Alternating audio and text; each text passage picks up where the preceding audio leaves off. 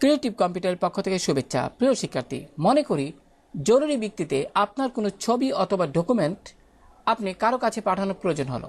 সেক্ষেত্রে হয়তো আপনি ইমেলে পাঠাবেন অথবা কোনো চাকরির ওয়েবসাইটে, অর্থাৎ কোনো প্রতিষ্ঠানের চাকরির ক্ষেত্রে কোনো প্রতিষ্ঠানের ওয়েবসাইটে আপনার ছবিটি আপলোড করার প্রয়োজন হলো, ছবি অথবা ডকুমেন্ট।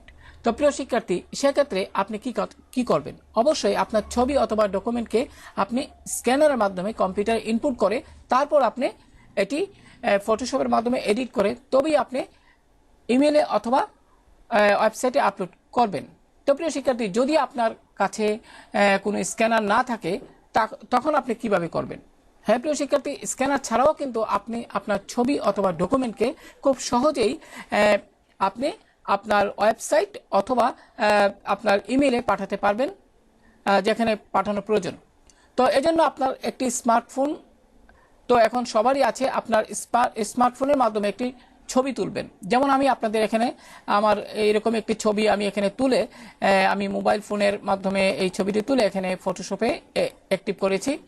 এবার আপনি যে কাজটি করবেন, ডাটা কেবলের মাধ্যমে ছবিটি যখন মোবাইল ফোনের মাধ্যমে তুলবেন, ছবি অথবা ডকুমেন্ট যাই হোক, আপনি সেটিকে তোলার পর ডাটা কেবলের মাধ্যমে কম্পিউটারে ইনপুট করবেন। ইনপুট করে যে কাজটি করবেন, ফটোশপে এরকমভাবে আপনি এটি ওপেন করবেন। ওপেন করার পর লক্ষ্য করুন এখানে কিন্তু ছবিটি আপনার বাঁকা অবস্থায় রয়েছে, তো সামান্য একটু এডিট করতে হবে।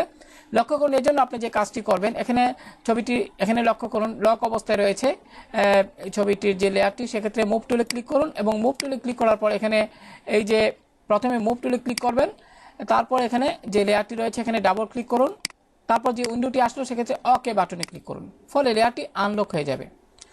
এবার প্রিয় শিক্ষার্থী, যে কাজটি করবেন, ছবিটিকে সোজা করার জন্য আপনি এখান থেকে আপনি এখানে ক্রপ টুলটিতে খেয়াল করুন, পার্সপেক্টিভ ক্রপ টুল, এটিতে ক্লিক করুন। এখানে ক্লিক করার পর ছবিটি সোজা করার জন্য আপনি এই যে এই অংশে একবার ক্লিক করুন, তারপরে মাউস দিয়ে এই অংশে একবার ক্লিক করুন। লক্ষ্য করুন এটি জালের মতো দেখাচ্ছে, আপনি এখানে ক্লিক করুন, তারপর এই অংশে একবার ক্লিক করুন। তো প্রিয় শিক্ষার্থী, এবার এই যে ঠিক চিহ্ন এখানে ক্লিক করুন। তো প্রিয় শিক্ষার্থী, লক্ষ্য করুন ছবিটি কিন্তু সোজা হয়ে গেল। এবার প্রিয় শিক্ষার্থী লক্ষ্য করুন এখানে কিছু অংশ কিন্তু আপনার যেন রয়ে গেছে, সেক্ষেত্রে আপনি ক্রপ টুলটিতে সিলেক্ট করুন। ক্রপ টুলটিতে ক্লিক করার পর এখানে যে কাজটি করবেন, আপনি এই যে লক্ষ্য করুন এখানে একটি আইকন দেখতে পাচ্ছেন ছোট, আপনি এই অংশে ক্লিক করে সুন্দরভাবে ছবিটিকে ক্রপ করে নিতে পারবেন। যে অংশটুকু আপনার অতিরিক্ত দেখা যাচ্ছে সেটি যেন বাদ পড়ে। তো আমি এখানে ড্র্যাগ করে অতটুকু সিলেক্ট করে মাউসের বাম বাটন ছেড়ে দিলাম। এবার ঠিক চিহ্নে ক্লিক করুন। তো প্রিয় শিক্ষার্থী, এবার লক্ষ্য করুন ছবিটির মধ্যে কিছু দাগ দেখা যাচ্ছে। আমি কন্ট্রোল কি চেপে ধরে প্লাস বাটনটি প্রেস করার সাথে সাথে ছবিটি একটু বড় হলো। এবার এজন্য এই দাগগুলো মিটানোর জন্য আপনি এখান থেকে প্যাচ টুলটিতে ক্লিক করুন। এবার এখানে এইভাবে মাউস দিয়ে ড্র্যাগ করে সিলেক্ট করুন। এবার ভালো অংশ যেখানে এখানে নিয়ে ছেড়ে দিন। তবে প্যাচ টুলটি ব্যবহার করার ক্ষেত্রে আপনি অবশ্যই খেয়াল করবেন প্রথমে যেন সোর্স যে অপশনটি এটি যেন সিলেক্ট থাকে। তো প্রিয় শিক্ষার্থী, আমি আবারও এই অংশটুকু সিলেক্ট করছি, এখানে সিলেক্ট করে আমি এখানে নিলাম। লক্ষ্য করুন এখানে এটি একটু সময়ের ব্যাপার, অর্থাৎ এখানে আপনি সময় নিয়ে কাজ করতে হবে। প্রিয় শিক্ষার্থী, এখানে লক্ষ্য করুন এখানে সিলেক্ট অবস্থায় রয়েছে, সেক্ষেত্রে আপনি কন্ট্রোল কি চেপে কিবোর্ড থেকে কন্ট্রোল কি চেপে ডি বাটনটি চাপলে কিন্তু এটি ডিসিলেক্ট হয়ে যাবে। তো আবারও যদি এখানে লক্ষ্য করুন কিছু অংশ দেখা যাচ্ছে, এটি এইভাবে আপনি মাউস দিয়ে ড্র্যাগ করে আপনি এডিট করে নিতে পারবেন, আপনি নিজেই পারবেন এগুলো। যেমন সিলেক্ট করলাম, এবার মাউসের বাম বাটন ধরে এখানে ক্লিক করে যেখানে ভালো সেই অংশটুকু দেখিয়ে দিলে সেটি এখানে রিপ্লেস হয়ে যাবে। তো প্রিয় শিক্ষার্থী, এবার কন্ট্রোল কি চেপে ধরে ডি চাপুন। এবার যে কাজটি করবেন সেটি হলো আপনি এই ছবিটিকে একটু ব্রাইটনেস বাড়িয়ে নেবেন, তাহলে দেখতে ভালো লাগবে। সেক্ষেত্রে যে কাজটি করবেন, আপনি এখান থেকে অর্থাৎ কিবোর্ড থেকে কন্ট্রোল কি চেপে ধরে এম চাপুন অথবা ইমেজ মেনু থেকে আপনি অ্যাডজাস্টমেন্ট এখান থেকে ক্রাফটস এটি সিলেক্ট করুন। সিলেক্ট করার পরে যে উইন্ডোটি আসলো, সেক্ষেত্রে লক্ষ্য করুন এখানে একটি স্লাইডার দেখতে পাচ্ছেন, একটু উপরের দিকে নিন। লক্ষ্য করুন এখানে কিন্তু একটু ছবিটা ব্রাইট বেড়েছে, সেক্ষেত্রে আপনি একটু এই যে স্লাইডার দুইটা রয়েছে সেখানে আপনি একটু সুন্দরভাবে ছবিটাকে উপস্থাপন করতে পারবেন।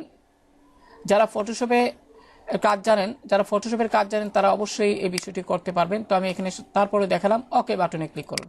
তো প্রিয় শিক্ষার্থী, এবার ফাইল মেনুতে যান এবং সেভ অথবা সেভ এসে যান। সেভ এসে গেলাম, সেক্ষেত্রে আপনি এখানে ডেস্কটপ সিলেক্ট করে আপনি এখানে আপনি নাম টাইপ করুন। প্রথমে এখানে নাম টাইপ করতে পারেন, যেমন এখানে আপনার যা নাম সেটা আপনি টাইপ করুন।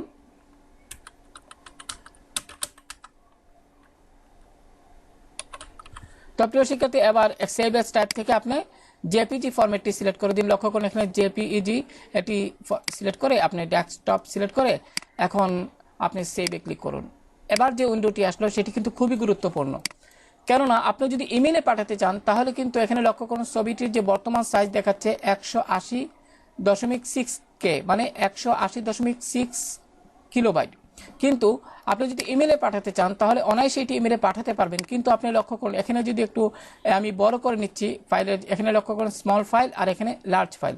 এখানে আমি যখন স্লাইডারটা ধরে একদম ডান দিকে নিচ্ছি তখন এর ফাইলটির সাইজ দেখাচ্ছে 1.5 মেগাবাইট, এমডি মেগাবাইট বোঝানো হয়েছে।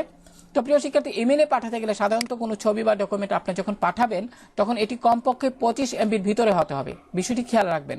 আর যদি আপনি কোনো ওয়েবসাইটে আপনার কোনো ছবি আপলোড করতে চান সেক্ষেত্রে কিন্তু এমবিতে নাও চাইতে পারে। সেক্ষেত্রে সাধারণত তারা আপনি সেখানে লেখা থাকে যে এত কিলোবাইটের মধ্যে।